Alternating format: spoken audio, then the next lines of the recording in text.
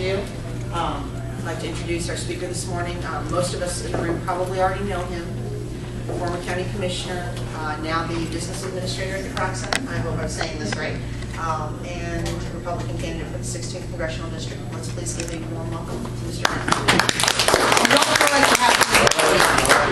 Or the gavel. That's in case I get too rowdy. Well, I appreciate your patience in waiting for me.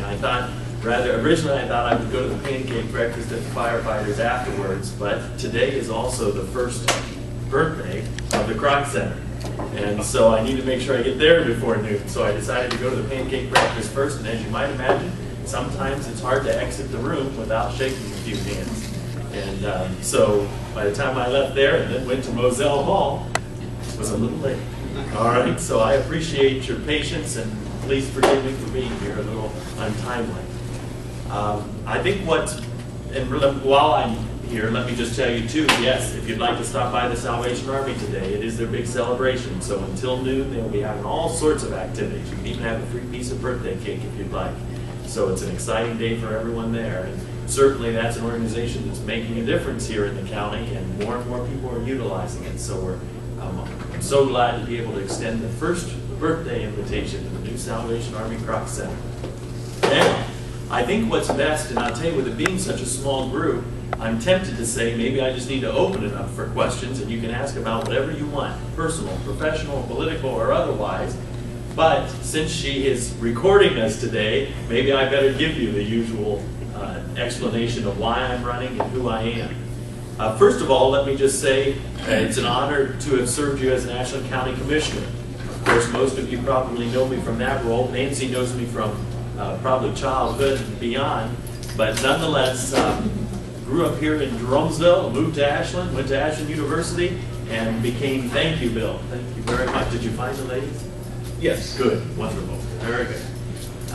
Ended up becoming, leaving Ashland University and worked at ODOT for a short time, and then ran for county commissioner. Ran in the Republican primary, and of course when you won the Republican primary, you're not allowed to hold a partisan position to work for the state, so had to then move on from ODOT, and eventually then became a county commissioner. Thank you very much to all of the county residents who did support me. After serving 1 full year as commissioner, or 1 full term as commissioner, 4 years later was very fortunate to run uncontested. It was the first time I'm told, at that time I was told in 25 years that a sitting commissioner went uncontested with neither a Republican, Democrat, or independent challenger. So that was pretty neat, and I can honestly say it's much easier to win an election when you don't have an opponent. That's right. But nonetheless, we're re-elected, and was very fortunate. Yeah, exactly. Was very fortunate because we actually won that election by almost 80%. So even though we didn't have an opponent, Democrats, Republicans, and independents definitely came forward and supported us. Then you probably all know the story. Here, 2 years before that commissioner term ended, ran for the U.S. Congressional seat back in 2008. And at that time, even though our opponents spent more than $300,000 more than we did, and although he had the endorsement of every Republican leader and elected official in most every county, except for here in Ashland County, we were able to beat him 2-1 in Wayne County, 2-1 in Medina County, 3-1 in Ashland, and in Stark, his home county, came up about 1,600 votes shy out of, I believe, like 11,000 or so. And so at the end of the day, we were unsuccessful, but I think in many ways we accomplished what we needed to accomplish. Coming from the smallest county in the 16th Congressional District, for years it was always said the candidate would always come from Stark County. After all, it was the population center. And in particular, because there are some very influential Republican donors who live in Stark County, and many of you might know who I'm referring to, it was always called their seat. They would be the ones that would decide who rose to the top and were elected to this position. Well, coming from Ashland, the smallest county, I knew you would have to do something different. Since I don't come from great wealth, and since I don't have a big name all across the district, I knew we were going to have to do it a different way. We were going to have to slowly chisel away, build that support and relationship with the voters across the 16th district, not in the traditional format of sending 12 slick pieces of mail, but instead 3 or 4 years of handshaking, meeting, and talking and listening all across the district. Of course, you know the final result there in 2008. We came up about 1,600 votes shy. And out of 60-some thousand, that wasn't too bad. Here we are 2 years later. Of course, we saw that election. Unfortunately, it did turn over to the Democrats. And I think, quite honestly, that's the very reason why so many men and women are paying such close attention this time. Because we elected someone who is not necessarily voting consistent with the values or the beliefs of the people who do live here in the 16th district. So here we go again. Now, I'm going to just tell you right up front, the bottom line is we have made far more inroads this time into these outlying counties than we ever have before. And in particular, Stark County, which still remains a critical county because of the population, the good news is they don't have a chosen candidate this time. In other words, there's not someone who's risen in the ranks of the political world in Stark County. It's an open field. They're building all the candidates are having to build a relationship with the people in Stark County. And the good news is we started building that relationship several years ago. And quite honestly, for me, it's been very gratifying to see so many more doors open this time that were hard to open in the past because they had their own hometown favorite, which is understandable because most people would want their congressman whenever possible or congresswoman to come from their own backyard.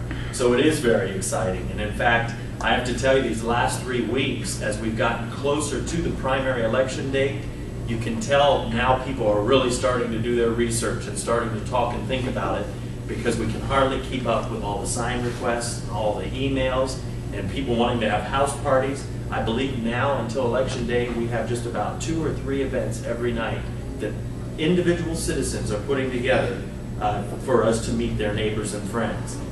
That's wonderful because let me tell you, 2 years ago that wasn't the case.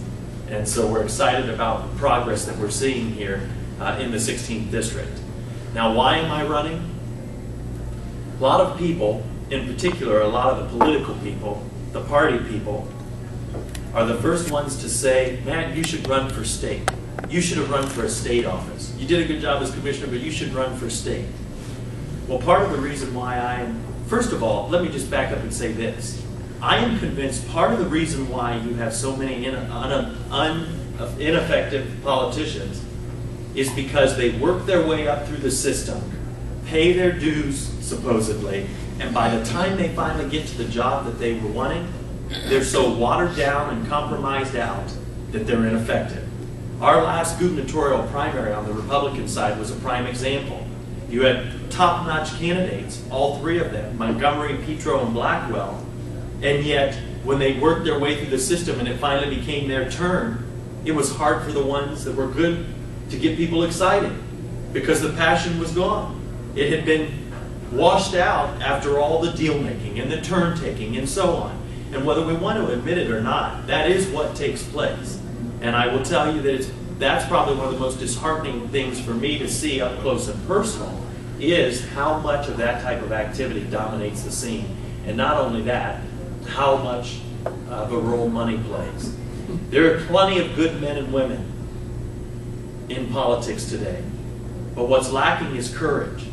So few are afraid to stand up for the beliefs they have or for the principles they were chanting back here in our district because they're fearful they'll lose the contribution or they'll lose this endorsement or they'll lose this. Let's face it, this is exactly what John Bocherry is facing. Here's a guy who actually probably is far more conservative than what his votes would tell us. Talk to him sometime. He sounds just like a Republican. But you know what? His voting would tell us otherwise. And why do you think that is? It's because his party decided he was their choice. They cleared the field, and they poured millions of dollars in his race. Now when John Bocherry arrives in Washington, how's he not going to tell his leaders, I'm not going to go along with you, when they're reminding him that they're the ones that paved the way for him to be there?